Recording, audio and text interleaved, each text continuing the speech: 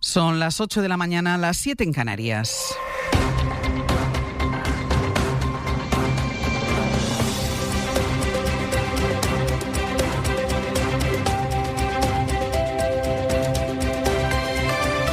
En la cadena SER, Hoy por Hoy, con Ángeles Barceló.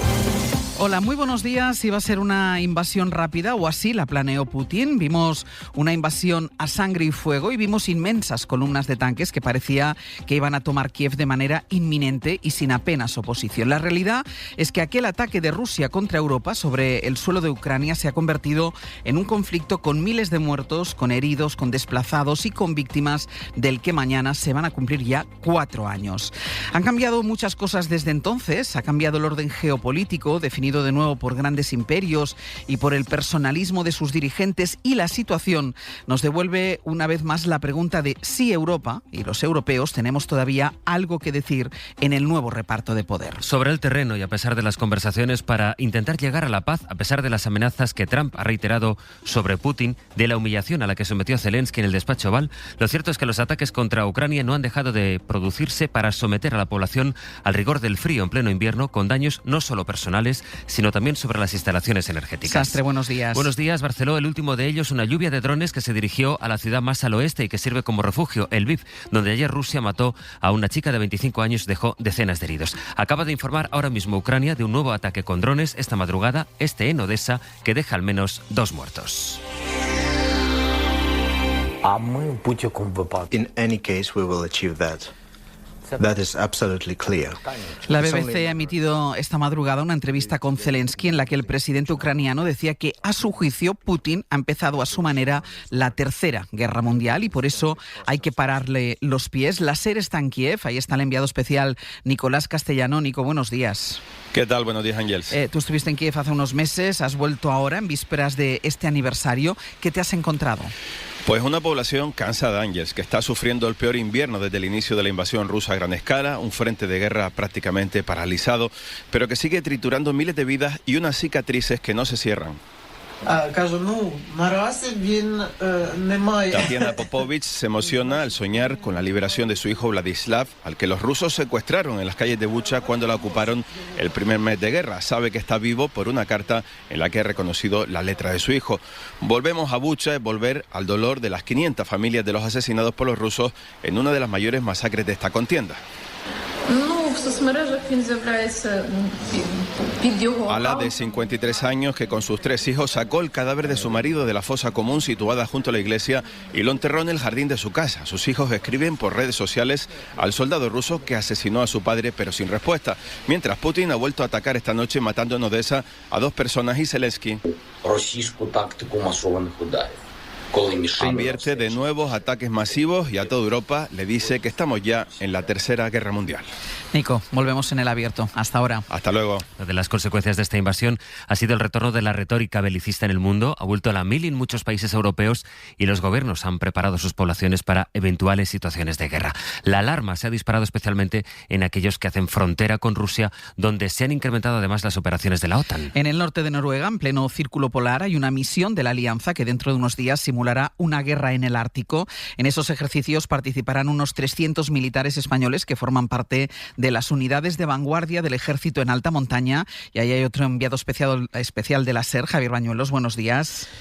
¿Qué tal, Ángeles? Buenos días. Baño, has acompañado a la compañía de esquiadores. Si puedes contarnos cómo los militares adaptan sus tácticas al frío glacial. No solo se tienen que adaptar ellos mismos, sino que también tienen que adaptar las armas que llevan. Sí, aquí ahora mismo, Ángeles, a 11 grados bajo cero, las balas no se comportan igual, aquí afecta todo, el viento, la presión atmosférica, pero por encima de todo el frío gélido. Si las armas, por ejemplo, no se lubrican con aceites especiales, se congelan, incluso pueden romperse, como nos ha explicado este sargento del mando de tropas de montaña. Al final las armas se ponen a una temperatura muy alta una vez que se empiezan a tirar con ellas, y a veces que tu arma está a menos 10, 15 grados, cuando de repente sube 50 grados de temperatura, el material no lo soporte y tienen roturas.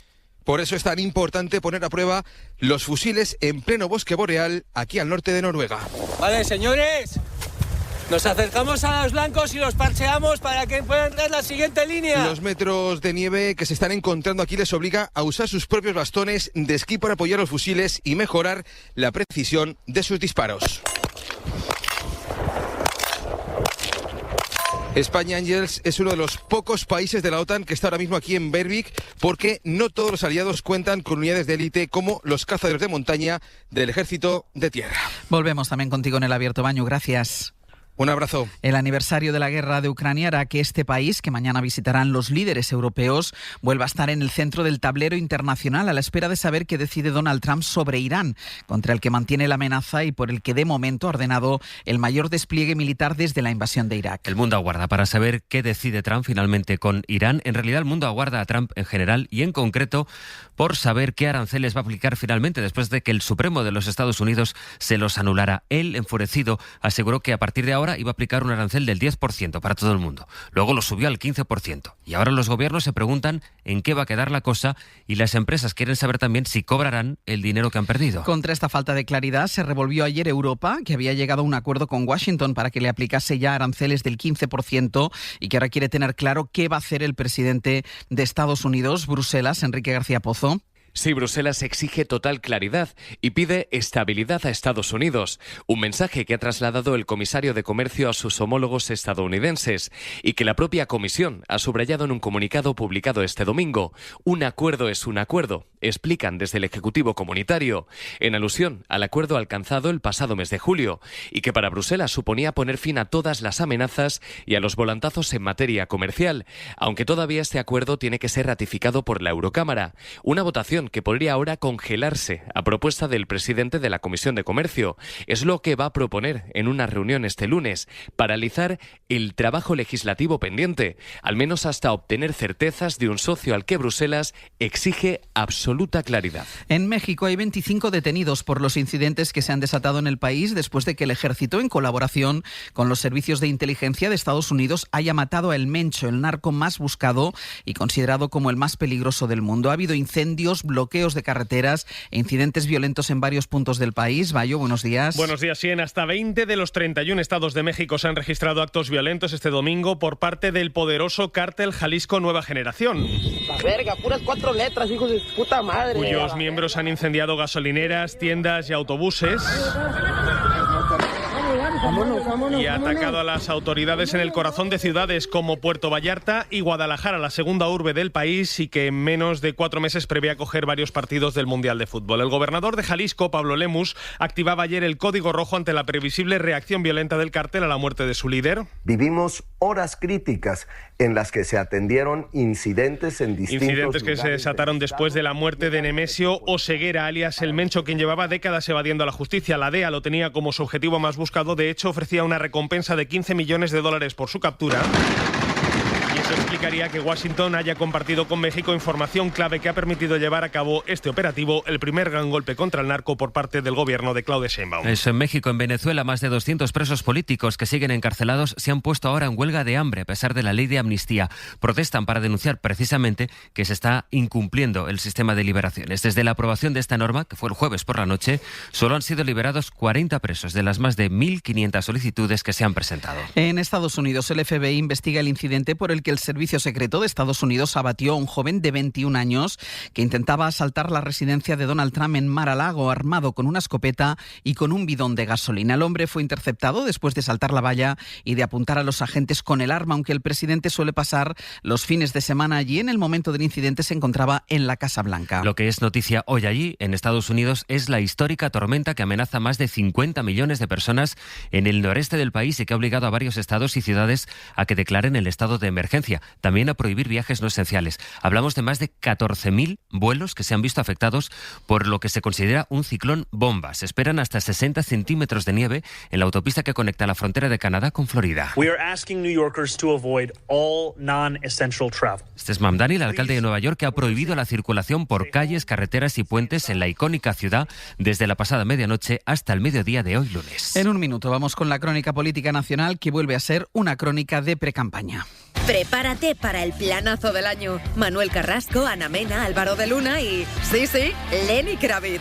Iberdrola cumple 125 años y lo celebra con un pedazo de festival para toda la familia. Y además, con la compra de las entradas se contribuye a proyectos sociales. Buena música y buena energía para disfrutar juntos. Únete a la fiesta por los 125 años luz de Iberdrola. El 27 de junio en el Iberdrola Music. Con el seguro de salud de Línea Directa tienes menos esperas. Pues yo, para cuidar de mi salud, lo elegiría. Y yo también, porque incluye acceso directo a los mejores especialistas, la tecnología diagnóstica más avanzada y servicio médico online 24/7. Contrata el seguro de salud de Línea Directa desde 19,90 € al mes y 5 pagos. Llama al 917-700-700 o ven directo a lineadirecta.com.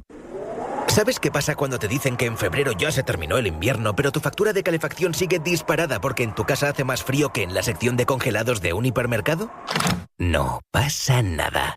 Ventanas Cortizo. Localiza tu tienda más cercana en ventanascortizo.com y disfruta del calor de tu hogar. Ventanas Cortizo. No pasa nada. Toda esta semana con la app Lidl Plus consigue 10 € de descuento acumulando 100 € de compra. Sí, 10 eurazos. Acumula tus compras, escanea tu tarjeta en caja y consigue un cupón de 10 € para próximas compras. Lidl, vale la pena. ¿Le regalo a mi padre 17 millones?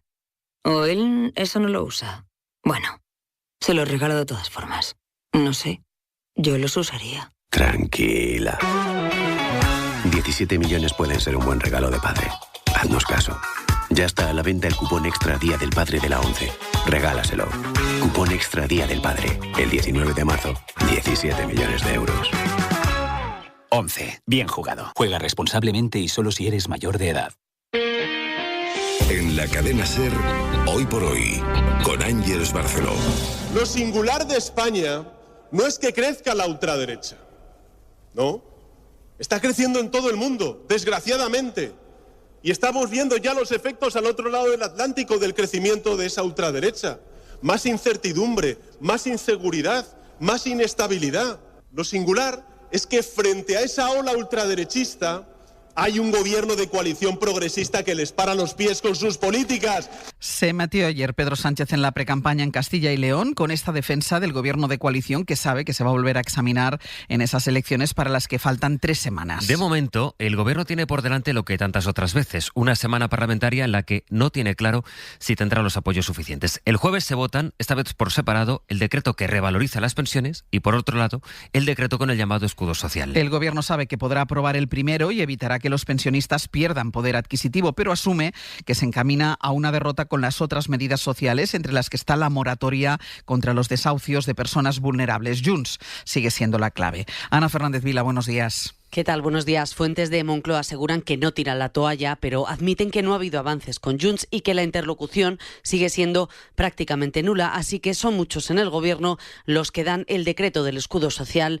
por perdido. Con una abstención de Junts valdría, porque todos los socios han garantizado ya su apoyo. El Ejecutivo amarró al PNV limitando la moratoria antidesahucios, una medida con la que esperaban contentar también a Junts y que casi les cuesta el rechazo de Podemos, pero finalmente los morados están dentro y Junts sigue siendo una vez más el principal escollo. La votación será el jueves, horas antes de que arranque la tercera campaña del ciclo electoral, la de Castilla y León. Los otros 3 decretos, incluido el de subida de las pensiones, están garantizados, pero en Moncloa se preparan ya para encajar el previsible golpe de ver decaer el escudo social y usarlo como argumento para pedir el voto en un momento de fuerte desmovilización de su electorado.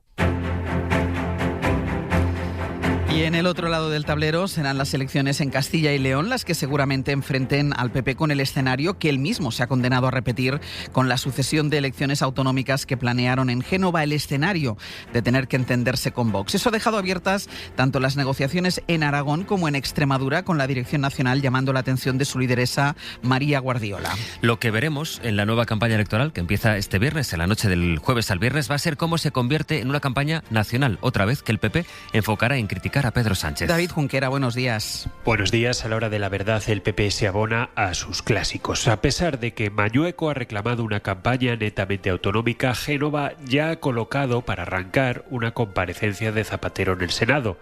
Incluso antes de empezar, los populares ya dan pistas de por dónde irá su estrategia. La corrupción, el abuso y la desviación de poder y los acosos y los abusos sexuales se han convertido en el paisaje de todas las semanas dentro del sanchismo. El PP no desaprovechará el regalo que le suponen los escándalos del gobierno y tendrá mano izquierda para tratar con Vox, haciendo alarde de gestión, pero sin desairarles. La idea es hablar mucho de inmigración, de campo o de seguridad, sin caer en los postulados de la ultraderecha, pero ofreciendo una dosis de ala dura, para lo que contarán con voces como las de Ayuso o José María Aznar. Nunca se toca la moto de un compañero. Cuando eres motero, hay muchas leyes no escritas. Pero cuando eres mutuero, hay una ley que sí está escrita. Y es la siguiente. Vente a la Mutua con tu seguro de moto y te bajamos su precio, sea cual sea. Llama al 91 555 5555. Hazte mutuero. Condiciones en Mutua.es. ¿Qué hay detrás de Don Simón? Las naranjas de nuestra tierra. Apreciadas en todo el mundo por su sabor único y por su excelente calidad, lo que hace que nuestro país sea reconocido como la huerta de Europa. Don Simón, número 1 en zumos exprimidos. Eliges escuchar desde un podcast sobre la hibernación de los lémures hasta literatura gótica en audiolibro. ¿Y no vas a poder elegir los años de fijo y variable en tu hipoteca? Con las hipotecas naranja de ING tienes más opciones. Y así estás justo donde quieres estar. Más información en ing.es. Atención, se busca el dueño de un Mazda nuevo. ¿Quieres ser tú? Aprovecha los Mazda Exclusive Days del 16 al 28 de febrero y llévate tu Mazda con condiciones únicas. Descubre más en Mazda.es. Buenos días. En el sorteo del sueldazo del fin de semana celebrado ayer, el número premiado con 5.000 euros al mes durante 20 años y 300.000 euros al contado ha sido 64.945. Serie 13. Asimismo, otros 4 números y series han obtenido cada uno de ellos un sueldazo de 2.000 euros al mes durante 10 años. Puedes consultarlos en juegos11.es. Hoy, como cada día, hay un vendedor muy cerca de ti repartiendo ilusión. 11. Ahora y siempre, bien jugado. Hoy por hoy. Àngels Barceló. El Ministerio de Igualdad va a activar el comité de crisis después de la sucesión de crímenes machistas que vimos la semana pasada. Fueron asesinadas 6 personas, 4 mujeres y 2 niños. Los expertos piden más medios, Mariola Lourido. Tras una semana de alarma machista, la fiscal especializada en violencia de género, Susana Gisbert, pide más medios. Aumentar los medios personales y materiales para controlar las órdenes de protección, para juzgar a los culpables. En declaraciones a la cadena SER lamenta que no se esté trabajando en la raíz del problema, la educación en igualdad. Y los mensajes que estamos leyendo constantemente en redes son demoledores. Sobre ampliar la distancia de las órdenes de alejamiento del agresor que propone la ministra Ana Redondo, dice que ya se está haciendo. La mayoría de órdenes de alejamiento, de autos de alejamiento, ya comprenden distancias entre 300 y 500 metros. Y sí considera que hay que revisar las valoraciones de riesgo que hace la policía. Las de valoración del riesgo policial, que solo tienen en cuenta unos ítems con la protección de la víctima,